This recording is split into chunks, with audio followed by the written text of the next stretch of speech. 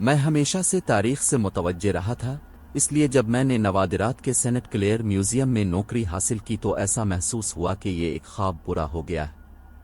एक पुरसुकून शहर में वाक़ई ये म्यूजियम अपने कदीम नमूनों के वसी ज़ख़ीरे के लिए मशहूर था।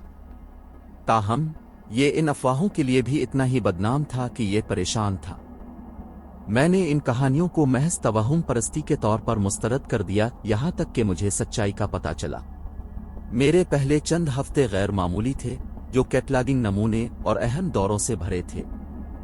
पुरानी इमारत का खौफनाक माहौल, उसके टिमटिमाती फर्शों और टिमटिमाती रोशनियों के साथ इसकी उम्र से मंसूब करना आसान था। इसके बावजूद अमले की खामोश गुफ्तगू और घबराहट वाली निगाहों ने अजायब घर की दीवारों के अंदर कुछ और भयानक छपी हुई तजवीज़ की।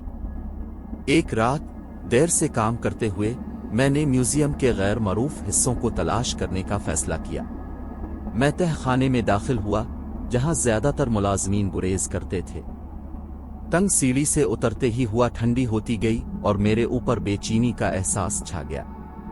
तहखाने खाक आलूद राहदारियों और फरामोश शुदा और शीशों की भूलभुलैया था।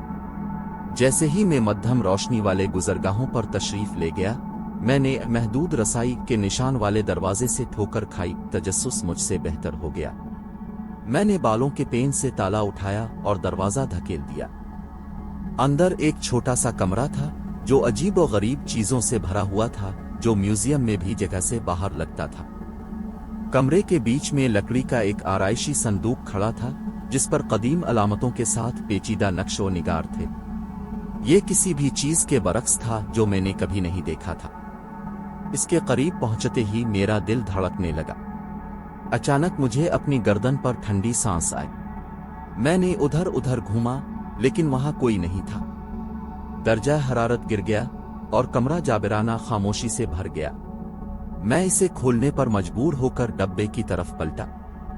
जब मैंने ढक्कन उठाया तो मेरे हाथ कांपने लगे, जिससे कदीम तोमारों का एक मजमुआ जाहिर हुआ। जैसे ही मैं एक के पास पहुंचा, एक सायादार शख्सियत मेरे सामने आ गई।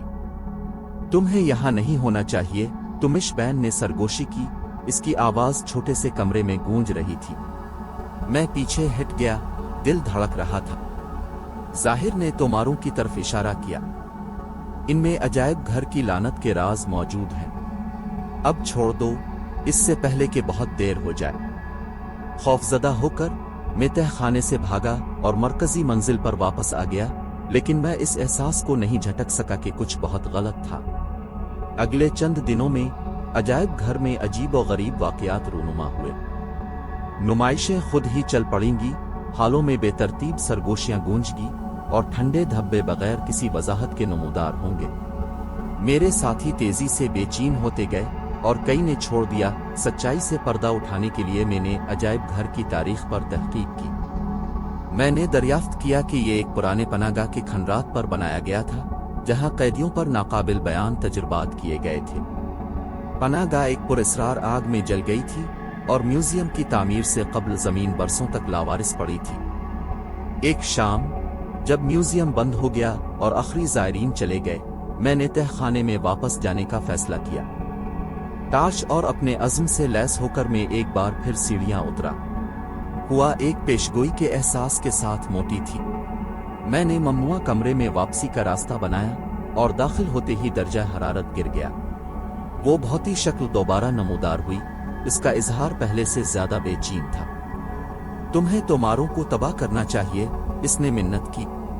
वो रूहों को इस जगह पर बांधते हैं, उन्हें अब्दी अजाब में फंसाते हैं। मैं हिचकिचा रहा था, इस बात की कशिश को समझते हुए कि मैं क्या करने वाला था।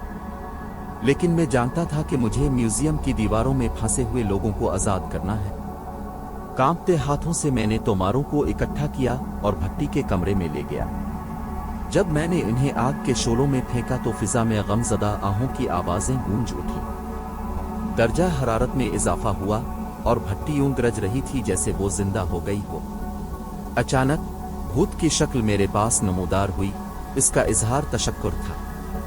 शुक्रिया, इसने धुंधला होने से पहले सरगोशी की। अगले दिन म्यूजियम मुख्तलिफ महसूस हुआ, हल्का, किसी न किसी तरह। खौफनाक वाकयात रुक गए और इमारत पर अमन का एहसास बस गया। میرے ساتھی جنہوں نے چھوڑ دیا تھا واپس آ گئے اور میوزیم ترقی کرتا رہا، لیکن پریشان کن موجودگی ختم ہو گئی۔ میں نے اس رات کیا ہوا اس کے بارے میں کبھی نہیں بتایا، لیکن مجھے حقیقت کا علم تھا۔ میوزیم گمشدہ روحوں کے لیے ایک قید خانہ تھا جو ان توماروں کے اندر چھپے تاریک رازوں سے جکڑا ہوا تھا۔ انہیں آزاد کر کے میں نے لعنت اٹھا لی تھی، لیکن اس تجربے نے مجھ پر انمٹ نشان چھوڑ دیا۔ میں نے سیکھا کہ کچھ تاریخوں کو بہتر طور پر دفن کر دیا جاتا ہے اور کچھ رازوں سے پردہ نہیں اٹھایا جانا چاہیے۔